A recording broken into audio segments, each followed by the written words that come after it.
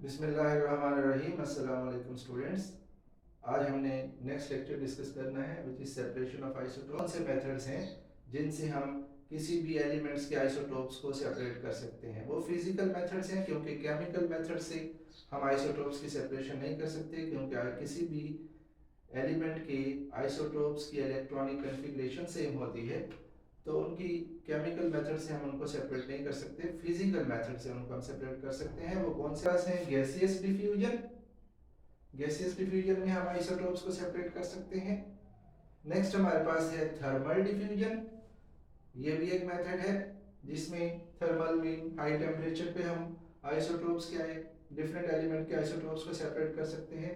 Distillation भी एक method होता है जिसमें हम आइसोटोप्स को, क्योंकि बॉइलिंग पॉइंट डिफरेंट हो सकता है, तो उसको भी हम सेपरेट कर सकते हैं। अल्ट्रा सेंट्रीफ्यूज ये बहुत ज़्यादा यूज होता है। बेसिकली हमारे पास डिफरेंट हैवी मेटल्स के आइसोटोप्स को सेपरेट करने के लिए अल्ट्रा सेंट्रीफ्यूज भी यूज होता है। इलेक्ट्रोमैग्नेटिक सेपरेशन, इलेक्ट्रोमैग्नेटिक सेपरेशन से भी हम आइसोटोप्स को अलहदा कर सकते हैं, मतलब सेपरेट कर सकते हैं। और लास्ट हमारे पास जो मेथड है that is laser separation. Laser separation में भी हम किसी एलिमेंट के आइसोटोप्स को सेपरेट कर सकते हैं। ये भी डिफरेंट सेपरेशन के मेथड। उसके बाद हमारे पास जो चीज है that is average atomic mass. क्या होता है? आपने पीरियोडिक टेबल में देखा होगा कि एलिमेंट्स के जो मासेस दिए हुए हैं फ्रैक्शन में दिए हुए हैं। वो फ्रैक्शन में कैसे आ सकते हैं? उसकी रीज़न ये है कि एलिमेंट्स के डिफरेंट आइसोटोप्स होते हैं और उनकी डिफरेंट परसेंटेज होती है आइसोटोप्स की।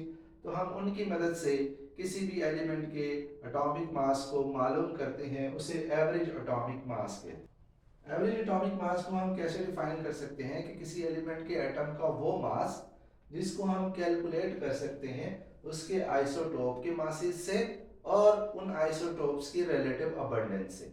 उसका फार्मूला क्या होता है? किसी भी एलिमेंट के एटम का एवरेज एटॉमिक मास हम कैसे मालूम करते हैं? वैसे मालूम करते हैं कि हम उसके पहले आइसोटोप के मास को उसकी परसेंटेज से मल्टीप्लाई कर देते हैं, फिर उसके दूसरे आइसोटोप को उसकी परसेंटेज से मल्टीप्लाई कर देते हैं, तीसरे आइसोटोप को उसकी परसेंटेज से मल्टीप्लाई कर देते हैं और डिवाइडेड बाय करते हैं 100 से। हमारे पास नियॉन है, इसके 3 आइसोटोप्स हैं। फर्स्ट है 20, सेकंड है 21, थर्ड है 22। तो हम 20 को 90.92 से मल्टीप्लाई करेंगे, 21 को 0.26 जो उसकी परसेंटेज है उसके सेकंड आइसोटोप की उससे मल्टीप्लाई करेंगे, 21 को फिर 22 को उसकी परसेंटेज से मल्टीप्लाई करेंगे और डिवाइडेड बाय करेंगे 100 जो आएगा 20.18 AMU। It is the average atomic mass of neon. इसके बाद हमारे पास एक शॉर्ट क्वेश्चन आ सकता है कि बेसिकली किसी भी एलिमेंट के आइसोटोप का जब हम मास स्पेक्ट्रोमीटर से रिजल्ट निकालते हैं तो वो मास स्पेक्ट्रम की फॉर्म में आता है। और मास स्पेक्ट्रम में बेसिकली नंबर ऑफ पीक्स जो है वो उसके नंबर ऑफ आइसोटोप्स को रिप्रेजेंट करती हैं। तो आयोडीन जो है उसकी 1 पीक होती है जब हम उसका मास स्पेक्ट्रम लेते हैं मास स्पेक्ट्रोमीटर से, और जब ब्रोमीन का मास स्पेक्ट्रम हासिल होता है तो उसमें 2 पीक्स होती हैं। तो उसकी रीजन क्या है कि आयोडीन का चूंकि एक ही आइसोटोप है, 1 पीक मीन 1 आइसोटोप होगा, तो उसकी एक पीक हासिल होती है। और ब्रोमीन के चूंकि 2 आइसोटोप्स हैं इसलिए होती है कि आयोडीन कंटेन सिंगल आइसोटोप, वो एक मोनो आइसोटोपिक एलिमेंट है, और ब्रोमीन के 2 आइसोटोप्स हैं इसलिए उसके केस में 2 पीक्स हासिल होती हैं।